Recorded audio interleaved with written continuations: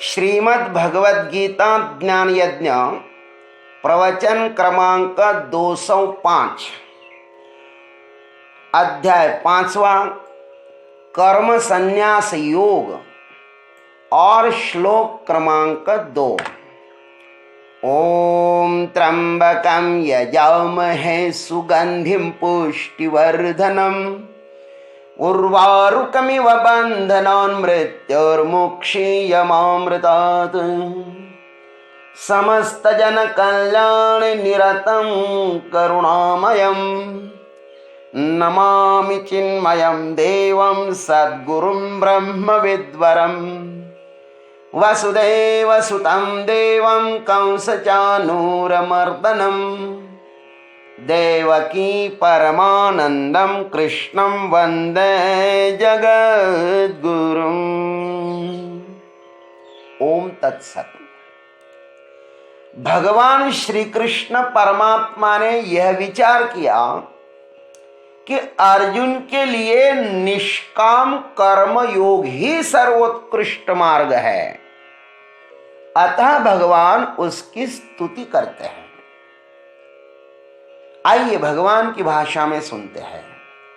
श्री भगवान वाच संन्यासः कर्मयोगश्च निःश्रेयसकरावुभौ तयोस्तु कर्म संन्यासात् कर्मयोग विशिष्यते। ओम तत्सत्। श्री भगवान उवाच संन्यासः च कर्मयोगः उभौ निःश्रेयसकरौ। भगवान कहते कि हे अर्जुन, कर्मों का संन्यास और निष्काम कर्म योग ये दोनों भी परम कल्याण करने वाले हैं। तु तयोः कर्म संन्यासात् कर्मयोगः विशिष्यते। परंतु उन दोनों में भी कर्म संन्यास माने सांख्य योग से निष्काम कर्म योग अधिक श्रेष्ठ है। आइए इस पर हम भावार्थ मंजरी रूपी पुष्प भगवान के श्री चरणों पर समर्पित करें। श्री भगवान उवाच, भगवान कहते हैं, गीता जी में श्री कृष्ण उवाच ऐसा कहीं भी नहीं लिखा है, सर्वत्र श्री भगवान उवाच ही लिखा है। इसका इतना ही मतलब है कि गीता जी में वसुदेव देवकी नंदन नहीं बोल रहे हैं, अपितु साक्षात परमात्मा ही बोल रहा है, जो सांख्य निष्ठा और कर्मयोग निष्ठा का प्रतिपाद्य तत्व है।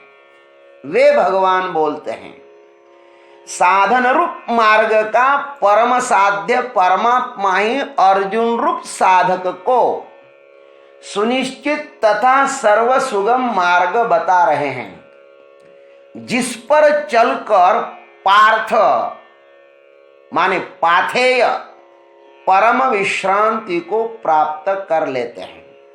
यह इसका अभिप्राय है। भगवान कहते संन्यासः च कर्मयोग उभौ निःश्रेयसकरौ। कर्मों का संन्यास और निष्काम कर्मयोग ये दोनों ही परम कल्याण करने वाले हैं। सांख्य योग में स्थित साधक कर्मों की नश्वरता को जानकर कर्मों का संन्यास कर देते हैं। कर्मों के उद्गम स्थान का जब यथार्थ बोध हो जाता है ना, तो अधिष्ठान पर प्रतिबिंबित कर्म एक मिथ्याजाल प्रतीत होता है। आत्मज्ञान में स्थित रहकर कर्म का दृष्टा होवे तो कर्म एक झूठ स्वप्नवत प्रतीत होता है। कर्म का अपना स्वयं का कोई अस्तित्व है भी नहीं, वह मात्र प्रतीति है, दिखाई देता है और विलीन हो जाता है। जैसे पानी पर रेखा खींचते हैं तो आगे खींचते समय दिखाई देती है और पीछे विलीन होती रहती है। हम दिन में न जाने कितने सारे कर्म करते हैं, किंतु किसी की भी हमें स्मृति नहीं रहती। एक दिन के कर्मों की ही यह स्थिति है, तो इस जन्म के तथा बीते हुए अन्यान्य जन्मों की स्मृति कैसी रह सकती है। हमें उन्हीं विचारों की कुछ समय तक स्मृति रहती है जिसको बुद्धि ने भी पकड़ा है। संचित और प्रारब्ध नाम मात्र है। यदि सत्य ही होते तो उनका ज्ञान मात्र से नाश नहीं होता। अंधकार सच में ही यदि अस्तित्ववान है तो उसका प्रकाश मात्र से विनाश लोप नहीं होगा। स्वप्न एक महानतम झूठ है, किंतु जागने पर सब तिरोहित हो जाता है। जो जागा है उसे कर्म स्वप्न से ज्यादा मूल्यवान नहीं होते। जो नहीं जागा, सोया हुआ ही है, उसके लिए कर्म बहुत ही मूल्यवान है। अतः दो लोग हैं इस संसार में, जागे हुए और सोए हुए। गीता जी इन दोनों के संबंध में कह रही है, समस्त कर्मों का संन्यास भी श्रेष्ठ है और निष्काम कर्मों का अनुष्ठान भी श्रेष्ठ है। जो जागृत है उनके लिए कर्मों का संन्यास श्रेष्ठ है, और जो मोह रूपी निद्रा में सो रहे हैं अनादि अनंत काल से और भविष्य के अनेक प्रकार के स्वप्न देख रहे हैं, उनके लिए निष्काम कर्म श्रेष्ठ है। संन्यास का अर्थ है जो हो रहा है उसका सिर्फ दृष्टा हो जाओ। प्रकृति करवा रही है, उनके करने का तुम सिर्फ माध्यम हो जाओ। अपने में स्थित रहकर जो हो रहा है उसका आनंद ले लो। यह आनंद ही संन्यास का सार है। निष्काम कर्म योग का अर्थ है जो फल अभी मौजूद नहीं है, उसकी व्यर्थ चिंता में वर्तमान को विनष्ट मत करो। जिसका निश्चित पता नहीं है उसकी आकांक्षा एक दिवा स्वप्न जैसा ही है।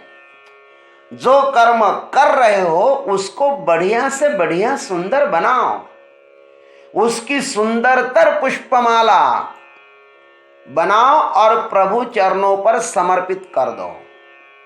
और सच तो यह है कि इतना ही हम कर सकते हैं। यहां तक ही हमारी स्वतंत्रता है। कर्म करने में हमारी स्वतंत्रता है, फल में नहीं।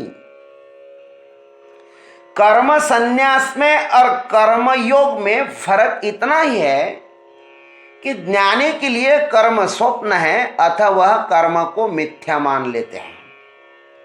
कर्मों से न पीड़ित होता है न हर्षित, वह न सुखी होता है न दुखी, वह केवल दृष्टा मात्र ही होता है। और कर्मयोगी स्वप्न देख रहा है, वह स्वप्न में ही है, किंतु स्वप्न में ही रहकर समस्त स्वप्नों को भगवत चरणों पर समर्पित कर रहा है। यह दोनों ही साधन मोक्ष प्रदायक है। ये दोनों ही साधन मोक्ष देने वाले हैं। एक को कर्म संसार से मोक्ष मिलता है और दूजे को फल संसार से। एक वर्तमान की घटनाओं की मिथ्या मान रहा है,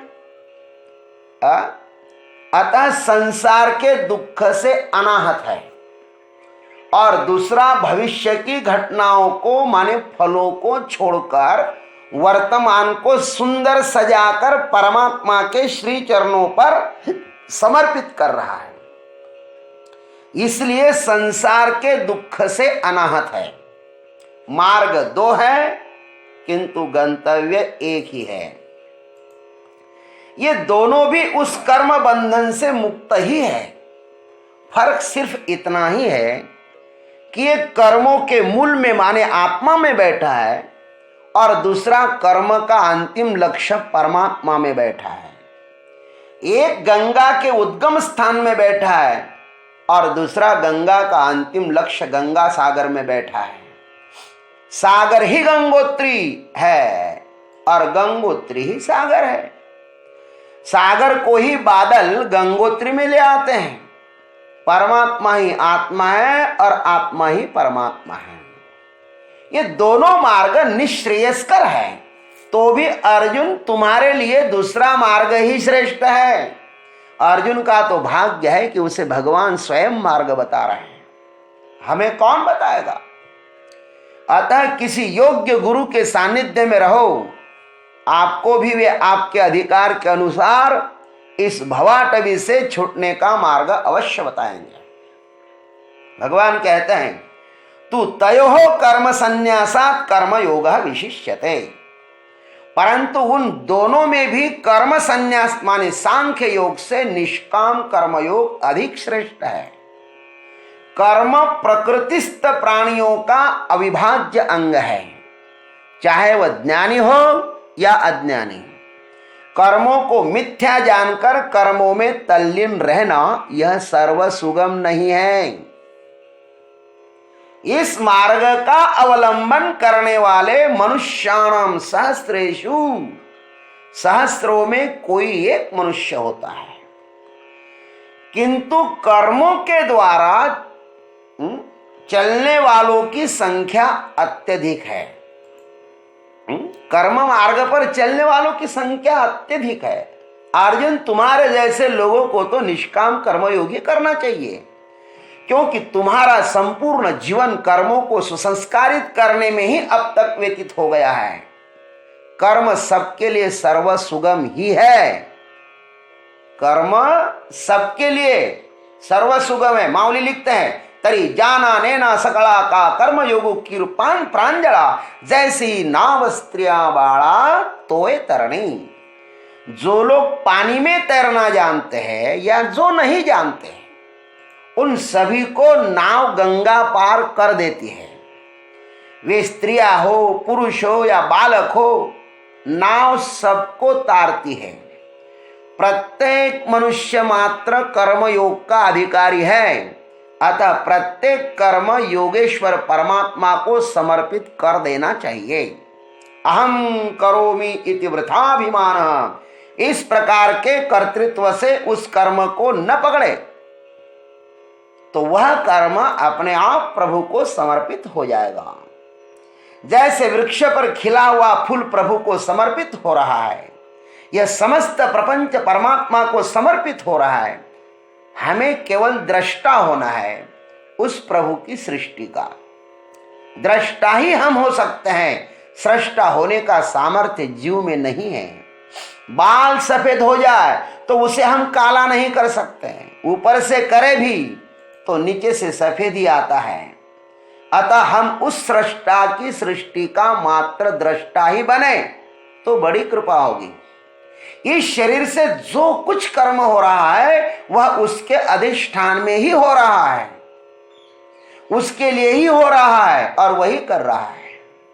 अतः इन अनंत कर्मों को उस योगीश्वर को समर्पित कर हम कर्म तथा कर्म फल रूप सागर से सहज पार हो जाए।